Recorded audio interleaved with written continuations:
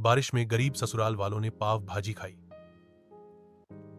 बस बाबूजी चाय पीकर निकल चलते हैं। रीता चाय बनने में और कितना टाइम लगेगा? जी बस खोलने ही वाली है, छान कर दे रही हूं। अरे चाय पानी मंडी में पी लेंगे, तुझे पता है ना बेटा, 6:30 बजे सब्जी का ट्रक आ जाएगा। अगर हम दोनों टाइम से नहीं पहुंचे तो व्यापारी दूसरे पल्लेदारों से बोरी उतरवा लेंगे। फालतू में आज की दहाड़ी मर जाएगी। बरसात का मौसम लगने के चलते सुरेंद्र उमेश के आगे बेरोजगारी मुंह बाए हुए खड़ी हुई थी। ऐसे में घर परिवार का गुजारा चलाने के लिए दोनों मंडी में सब्जी की बोरी उतरवाते थे।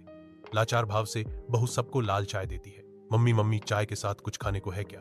राजू बेटा रात की रोटी रखी हुई है, सेक कर दूं? दोनों भाई बहन खा लेना। मुझको नहीं खानी रात की बासी रोटी, मुझको 5 दे दो। पर उस वाले पवन अंकल से पाव रोटी खरीद के खाऊंगा। अरे मेरा प्यारा राजा बेटा पाव खाएगा, यह ले 5। राजू को पाव खाने के लिए जेलस 5 मिलते देख नेहा मुंह फुला लेती है। पापा ने कल भी राजू को पाव खाने के लिए पैसे दिए थे और आज भी दिए। मुझको तो कोई भी प्यार नहीं करता इस घर में, बिल्कुल नहीं जाए मम्मी। पाव खाने के लिए नेहा को रोते देख रीता का कलेजा मचल जाता है। नहीं बेटी, ऐसे रोते नहीं, राजू तुम्हारा छोटा भाई है, तू मेरी प्यारी सी समझदार बेटी है। मुझको भी 5 दिलवाओ पापा से। अजी 5 पड़े हो तो इसे भी दे दो। हाँ रुको देखता हूं। उमेश अपनी जेब टटोलता है पर उसमें से एक अठन्नी भी नहीं निकलता। रीता मेरे पास और पैसे नहीं है, तुम पवन भाई से उधार में पाव दिलवा लाओ, मैं शाम को पैसे कटवा दूंगा। अच्छा ठीक है। चाय पीकर सुरेंद्र उमेश सब्जी मंडी चले जाते हैं। मम्मी जल्दी से चलो नहीं तो अंकल पाव रोटी बेचने चले जाएंगे। रीता बहू तू चाय पी ले, देख ठंडी हुई जा रही है। मधु तू जाकर दोनों को पाव खरीदवा ला। जी मां चलो राजू नेहा। हाँ चलो बुआ। कुछ ही देर में मधु दोनों को लेकर पड़ोस में रहने वाले पवन के यहाँ आती है, जो कि सालों से पाव और ब्रेड बेचने का काम करता है। जहां हल्की हल्की बरसात पड़ रही थी। संतोषी जल्दी से ब्रेड और पाव के सारे पैकेट ले आओ, वैसे ही लेट हो गया है। 7-2 बजे तक सभी दुकान पर डिलीवरी देनी है। अजी आ गई। ये लो 20 पैकेट ब्रेड और 30 पैकेट बंद पाव के। पवन भैया 2 5 वाली पाव की पैकेट दे दो, यह 5 से बोनी कर लीजिए, बाकी के 5 बाद में दे देती हूँ। तभी संतोषी मुंह से कोड़ते हुए कहती है, यह क्या बात हुई? कम से कम सुबह के टाइम तो उधार मत लगाया करो, पूरे दिन भर की बोनी खराब होती है। कभी कभार का उधार चलता है, लेकिन रोज का थोड़ी अच्छा लगता है। समझ रही हूँ संतोषी भाभी, लेकिन उमेश भैया के पास खुला पैसे नहीं। अरे कोई बात नहीं मधु बहन, बाद में दे जाना, वैसे भी परिवार जैसी ही बात है। चलो नेहा। राजू उनके जाने के बाद पवन संतोषी के खराब बर्ताव के लिए टोकता है। संतोषी तुमको क्या जरूरत थी इतना खराब बर्ताव दिखाने की? और बेचारे कौन सा हमसे फ्री में पाम खाते हैं, पैसे में खरीद कर ले जाते हैं। अजी तुम्हारी बात ठीक है, लेकिन मुझे इनका उधार का धंधा ठीक सा नहीं लगता है। अरे 5 की चीज भी उधार लगाने की थोड़ी होती है। खैर मैंने आज पाव भाजी बनाई है, खा करके जाना। क्या बात है, सुबह सुबह बरसात में गर्मा गर्म पाव भाजी खाकर तो स्वाद आ जाएगा। पाव रोटी ब्रेड के काम में पवन की खूब बिक्री होती थी, जिससे उसकी कमाई भी अच्छी होती थी, इसीलिए वह अच्छा खान पान भी खाते थे। वहीं उनकी तुलना में शांति के घर के हालात इतने गरीबी भरे थे कि 2 टाइम की दाल रोटी का गुजारा भी इन दोनों पर काफी दुबता से चल रही थी। वहीं सुरेंद्र उमेश मूसलाधार बारिश में भीगे मंडी पहुंचते हैं, जहां सेठ गुस्से में पिनकते हुए, अरे कहां रह गए थे तुम दोनों हरामखोर? पता भी है आलू प्याज का ट्रक आए आधे घंटे से ज्यादा हो गया। सेठ हम तो टाइम से घर से निकल आए थे, मगर बरसात इतनी तगड़ी हो रही थी कि पूरे रोड पर पानी भरा हुआ था, इसीलिए देर लग गई। हाँ ठीक है ठीक है, अब सफाई देकर फालतू का टाइम मत गवाओ, जल्दी से बोरे उतारो। अगर एक भी प्याज बरसात का पानी लग के खराब हुआ ना तो तुम ही से भरपाई करूंगा। हाँ सेठ, हम तो खुद गरीब आदमी हैं, परिवार का पेट भरनाने के लिए तो खुद इतनी भारी बोरी ढोकर गुजारा कर रहे हैं, हम भला कहां से भरपाई करेंगे? सेठ तुम चिंता मत करो, हम पहले प्याज के कट्टे उतार देते हैं, प्याज नहीं भीगेगा। दोनों बरसात में भीगते हुए प्याज के कट्टे कंधे पर लाद कर उतारने लगते हैं। सेठ जाकर कुर्सी पर बैठ जाता है। अरे कितनी देर का इस छोटू को पाव भाजी लाने भेजा रखा है, अभी तक आया नहीं हरामखोर। तभी छोटू पाव भाजी पहुंचाने आ गया। ये लो सेठ, गर्मा गर्म पाव भाजी मक्खन मार के।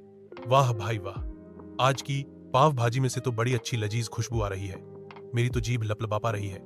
मगर आज बड़ा लेट लगा दिया पाव भाजी लाने में। वह आज बारिश के चलते सुबह से दबाकर भीड़ मची थी, इसलिए लेट हो गया। बोनी कर दो, मैं जाऊं फिर। हाँ यह ले आज की पाव भाजी के 1100 पंचे। सेठ बड़े चाव से पाव तोड़कर मक्खन भरी भाजी से लपेट कर खाता है। भाई वाह, आज की पाव भाजी तो बड़ी दमदार लग रही है खाने में। सबसे ज्यादा टेस्टी चटपटी तो भाजी लग रही है, मक्खन टिक्की में तर्द है और पाव भी कुरकुरे हैं। वाह, पाव भाजी की खुशबू सुरेंद्र उमेश की नाक में पड़ती है, जिसे देख अंदर ही अंदर दोनों खाने के लिए ललचा रहे थे। कितनी बढ़िया खुशबू आ रही है। पाव भाजी की थोड़ी आमदनी ज्यादा होती तो मैं भी खा पाता। काश कि पैसे जोड़कर मैं अपने परिवार में कभी पाव भाजी बनवा पाता तो सब लोग खा पाते। अरे क्या बे, दोनों आलू प्याज उतारना छोड़ छाड़कर मेरे पाव भाजी को। लगातार बारिश के बीच रामू और उसका बेटा भारी बोरे उतारने के लिए संघर्ष कर रहे हैं। सेठ का अधीरता तूफान में प्रवेश करती है। जल्दी करो, मेरे पास पूरा दिन नहीं है। रामू थका हुआ विनती करता है। सेठ जी, हम अपनी पूरी कोशिश कर रहे हैं। बारिश में काम करना मुश्किल है। रामू और उसका बेटा घर लौटते हैं। उनके चेहरे एक लंबे दिन की थकान से लदे हुए हैं। रीटा उन्हें बासी बैंगन करी और रोटी का मामूली भोजन देती है। यह खाओ और कुछ नहीं है। बेटा और बेटी अपनी नाराजगी जाहिर करते हैं। तभी रीटा की तीखी फटकार मिलती है। चुपचाप खाओ। क्या तुम सब आजकल बहुत नखरे कर रहे हो? खाना है या मैं तुम्हें थप्पड़ मारूं ट्रक यार्ड में? रामू विनती करता है। सेठ जी, कृपया मुझे आज की मजदूरी दें। सेठ ने जवाब दिया। यह लो, आज के 2000 रामू को कम पैसे देते हुए रामू पराजित होकर पैसे और सब्जियां स्वीकार करता है, फिर चला जाता है। रसोई में माँ जी मधु और राजू को डांटती हैं। खाने की खुशबू बच्चों की नाराजगी को छिपाने में नाकाम रहती है। माँ जी कहती हैं, ठीक है, मत खाओ, आज भूखे रहो। उसकी आवाज सख्त हो जाती है। और नेहा, अगर तुम में से कोई उन्हें खाना देगा तो सावधान रहना। उमेश कमरे में प्रवेश करता है। उसके कान बच्चों के रोने की दुखद आवाज को पकड़ते हैं। उमेश के चेहरे पर चिंता थी। वह रोते हुए बच्चों के पास जाता है। उसके होंठों पर एक सवाल बनता है। अरे भाई, क्या बात है? मेरे प्यारे पोते क्यों रो रहे हैं? उमेश अपनी नजरें अपनी मां की ओर घुमाता है। उसकी आवाज में कोमल फटकार भरी हुई है। बहू, तुमने बच्चों को क्यों मारा? नेहा मां जी के शब्दों से परेशान दिखती है। रसोई में उसकी पीड़ा स्पष्ट है। उमेश बच्चों को दिलासा देता है, एक सुखद बदलाव का वादा करते हुए। ठीक है बच्चों, तुम दोनों अभी खाओ, मैं जल्दी से कुछ अच्छा बनवाता हूं। बच्चे बैंगन और रोटी खाते हैं। उनके चेहरे संतोष से चमक उठते हैं। नेहा और राजू अपने मामूली घर से बाहर निकलते हैं। एक साधारण निवास जो अनकही कहानियों से भरा है। एक मोहक खुशबू हवा में तैरती है जो उनकी इंद्रियों को मोहित करती है और उनकी जिज्ञासा को बढ़ाती है। राजू नेहा की ओर मुड़ता है, चिल्लाते हुए, नेहा दीदी, क्या आपने वह खुशबू सूंघी? यह बहुत अच्छी खुशबू आ रही है ना? नेहा जवाब देती है, देखो, यह खुशबू प्रिंस और अयाना के घर से आ रही है, अपने शानदार घर के सामने। राजकुमार घोषणा करता है, आज मैंने बहुत खाया, मुझे लग रहा है कि मेरा पेट फटने वाला है। अनाया जवाब देती है, हाँ, लेकिन मां ने पाव भाजी इतनी स्वादिष्ट और मसालेदार बनाई। पास में नेहा और राजू उत्सुकता से पूछते हैं, पाव भाजी क्या है? क्या यह खाने की कोई चीज है? नेहा और राजू अपने घर में प्रवेश करते हैं। उनके चेहरे पर आंसू बह रहे हैं। उनकी मां शांति अपने काम से ऊपर देखती है। चिंता उनके चेहरे पर उभर आती है और पूछती है, क्या हुआ बच्चों, तुम क्यों रो रहे हो? नेहा समझाती है। उसकी आवाज दर्द से कांप रही है क्योंकि राजू सहमति में सिर हिलाता है। उनका साझा दर्द कमरे को भर देता है। शांति उन्हें दिलासा देती है, कोई बात नहीं बच्चों, हम एक दिन पाव भाजी भी जरूर बनाएंगे।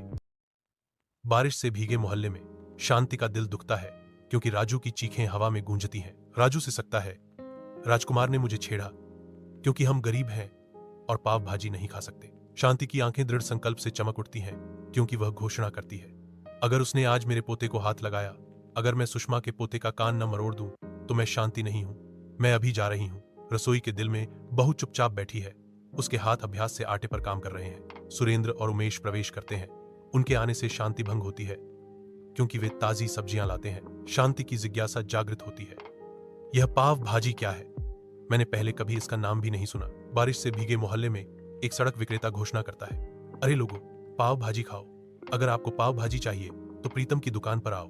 राजू सुषमा का हाथ खींचता है चिल्लाते हुए, दादी, मैं इस विक्रेता से पाव भाजी खाना चाहता हूँ, उसकी पाव भाजी बहुत तीखी और स्वादिष्ट है। सुषमा जवाब देती है, उसका लहजा खारिज करने वाला है, लेकिन प्रिंस प्रिय, आज मैंने घर पर खास पाव भाजी बनाई है। ये विक्रेता कुछ भी ठीक से नहीं बनाते हैं और इसका स्वाद अच्छा नहीं होता है। दादी अंकल का व्यस्त पाव भाजी स्टॉल हवा मसालेदार सुगंध से भरी हुई है क्योंकि उत्सुक ग्राहक स्वादों का आनंद लेते हैं। सुषमा अपने बच्चों के साथ आती है, पाव भाजी का ऑर्डर देती है। उसकी अभिव्यक्ति बदल जाती है क्योंकि वह उमेश और उसके बच्चों को दूर से देखते हुए देखती है। उमेश और उसके बच्चों को भोजन की ओर लालसा से देखते हुए देखकर उसका चेहरा घृणा से मुड़ जाता है। उमेश कीचड़ से सने पैरों के साथ जीवंत पाव भाजी स्टॉल के पास आता है। उमेश गिड़गिड़ाता है, भाई, मेरे पास सिर्फ 50 है, मुझे आधा प्लेट दे दो। पास खड़ी सुषमा बातचीत सुनती है और उसके चेहरे पर एक हल्की मुस्कान आ जाती है। उमेश अपने बच्चों के पास जाता है। उसका चेहरा हार का कैनवास है। बच्चे उम्मीद से पूछते हैं, पापा, क्या आप पाव भाजी लाए? उमेश उनका दिल तोड़ देता है। नहीं बेटा, हमारे पास पर्याप्त पैसे नहीं है। उमेश और सुरेंद्र व्यस्त मंडी में भारी बोरियों के वजन से जूझ रहे हैं। पसीने से उनकी भौहें भीग रही हैं। सेठ की आवाज अराजकता के बीच से गुजरती है। मैंने नए पोर्टर काम पर रखे हैं जो तुमसे ज्यादा फुर्तीले हैं। सेठ के ठंडे शब्द कठोर सच्चाई को उजागर करते हैं। मुझे अपने मुनाफे का ध्यान रखना है, समझे? उमेश और सुरेंद्र घर पहुंचते हैं। पूरी तरह से भीगे हुए उनके भाव बारिश को दर्शाते हैं। सुषमा के घर पर एक जीवंत जन्मदिन की पार्टी चल रही है। बच्चों की खुशी की आवाजें उमेश और सुरेंद्र के गंभीर मूड के बिल्कुल विपरीत हैं। उत्सव के बीच एक हलवाई कुशलता से चाउमीन, मोमोज और पाव भाजी बनाता है। प्रत्येक व्यंजन दिन की उत्सव की भावना का प्रमाण है। उमेश के साधारण घर के अंदर शांति अपने उत्सुक पोते पोतियों से घिरी हुई है, जिनकी आंखें उत्सुकता से चमक रही हैं। उनकी छोटी आवाजें पाव भाजी के लिए तरसती हैं, जो मासूम इच्छा की एक स्पष्ट तस्वीर पेश करती हैं। शांति उन्हें देखती है, उसका दिल भारी हो जाता है, क्योंकि वह जवाब देती है, मेरे प्रिय, हमारे पास हमारे चूल्हे में आग भी नहीं जल रही है। पाव भाजी हमारे लिए एक दूर का सपना है। बर्बाद बस्ती में रीता और उसके पति लौटते हैं। उनके चेहरे उनके आसपास की बंजरता को दर्शाते हैं। रीटा की आवाज निराशा से कांपती है, हे भगवान, हमारा पूरा जीवन गरीबी में बीता है। हम अपने पोते पोतियों को पाव भाजी भी नहीं खिला सकते। जैसे ही अंधेरा छाता है, झुग्गी बस्ती एक अशांत चुप्पी में घिर जाती है, जो केवल खाली पेट की कुतर भूख से ही चिह्नित होती है। रीता संतोषी के घर पहुंचती है। उसकी आंखें आंसुओं से भरी हुई हैं, क्योंकि वह एक कटोरा पकड़े हुए है। रीटा गिड़गिड़ाती है, भाभी, कृपया मुझे कुछ आटा दे दो। मेरे पति और ससुर की नौकरी चली गई है। घर में खाने के लिए एक भी दाना नहीं है। बच्चे बहुत दुखी हैं। संतोषी रीता की दुर्दशा से द्रवित होकर आटा और सब्जियां देती है। लो बहन, इससे खाना बनाओ। उमेश पाव रोटी पहुंचाने की नौकरी हासिल करता है। उसका चेहरा दृढ़ संकल्प से चमक उठता है। 7 दिन बाद दुकानदार उमेश की कड़ी मेहनत के लिए हीथरा 1000 और पाव के पैकेट से इनाम देता है। बहुत बहुत धन्यवाद चाचा, उमेश कहता है। जैसे ही वह बाजार से सब्जियां और सामग्री खरीदता है, उसकी आंखें उम्मीद से भरी हुई हैं। बारिश से भरे आसमान के नीचे राजू घर की ओर जाता है। उसके हाथ पोषण और गर्मी के वादे से लदे हुए हैं। बच्चों की खुशी की चीखें अंधेरे को चीरती हैं, क्योंकि बच्चे राजू को देखते हैं। उनकी आवाजें उत्साह से गूंजती हैं। देखो राजू भाई, ऐसा लगता है कि आज हमारे घर में पाव भाजी बनेगी। राजू का चेहरा गर्मजोशी से चमक उठता है। उसके शब्द एक स्वादिष्ट वादा चित्रित करते हैं। हाँ मेरे प्यारे बच्चों, आज हम निश्चित रूप से सभी पाव भाजी खाएंगे। हलचल भरे रसोई घर के अंदर रीटा पाव भाजी बनाते समय स्वादों की एक सिम्फनी का आयोजन करती है। उसका चेहरा खुशी से चमक रहा है। उसकी सास सावधानी पूर्वक सब्जियां काटती है। उसके हाथ अनुभवी आसानी से चलते हैं, जबकि उसकी भाभी मसाले पीसती है, जिससे उनकी सुगंधित खुशबू निकलती है। पाव भाजी परोसी जाती है। इसके जीवंत रंग और लुभावनी खुशबू कमरे में भर जाती है, क्योंकि हर कोई बिना किसी रोक टोक के खुशी से खाता है। उनके चेहरे संतुष्टि से चमकते हैं। बारिश के बावजूद रीटा के स्टॉल लगाने पर पाव भाजी की खुशबू हवा में भर जाती है, जो पड़ोसियों को परोसने के लिए तैयार है। छाता दृश्य को दर्शाते हैं, क्योंकि लोग रीटा के स्टॉल के चारों ओर इकट्ठा होते हैं, जो उसके प्रसिद्ध नाश्ते का स्वाद लेने के लिए उत्सुक है। रीटा की मुस्कान सुबह के सूरज से भी ज्यादा चमकती है। जब वह पाव भाजी परोसती है, उसकी आजीविका बरसात के दिन में गर्माहट लाती है।